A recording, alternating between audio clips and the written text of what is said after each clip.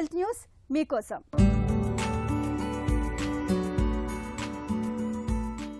విపరీతమైన నిస్సత్తువ, శరీరం తూలడం, సరిగా నడవలేకపోవడం ఇలాంటి లక్షణాలతో మల్టిపుల్ స్క్లిరోసిస్ మనల్ని తీవ్రంగా వేధిస్తుంది.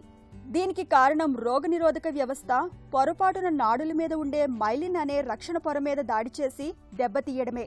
ఇందుకు పేగుల్లోని కొన్ని రకాల బ్యాక్టీరియా అదృశ్యంగా ఆజ్యం పోస్తున్నట్లుగా ఒక తాజా అధ్యయనంలో బయటపడింది. మల్టిపుల్ స్క్లిరోసిస్ సాధారణంగా 20 నుంచి 40 ఏళ్ల మధ్య వయసు ఉండేవారికి వస్తుంటుంది. మగవారి కన్నా ఆడవారిలో ఎక్కువగా కనిపిస్తుంటుంది. వీరిలో రోగనిరోధక వ్యవస్థ ఎందుకు గతి తప్పుతుందో తెలుసుకోవాలని చాలా కాలంగా పరిశోధకులు ప్రయత్నిస్తున్నారు. ఈ క్రమంలోనే తాజాగా బేసల్, బాన్ విశ్వవిద్యాలయాలకు చెందిన శాస్త్రవేత్తలు పేగు బ్యాక్టీరియా మీద దృష్టి సారించారు. ఎందుకంటే ఆరోగ్యవంతులతో పోలిస్తే మల్టిపుల్ స్క్లిరోసిస్తో బాధపడేవారి పేగుల్లో బ్యాక్టీరియా భిన్నంగా ఉంటుంది.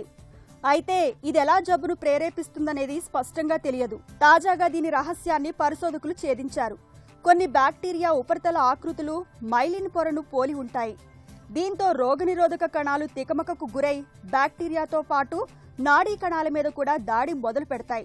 దీన్ని పరిరక్షించడం కోసమే శాస్త్రవేత్తలు వాపు ప్రక్రియను ప్రేరేపించే సాల్మోనెల్లా బ్యాక్టీరియాను మైలిన్ పై పొరను పోలి ఉండేలా జన్యుపరంగా తీర్చిదిద్ది ఎలుకల్లో ప్రవేశపెట్టారు.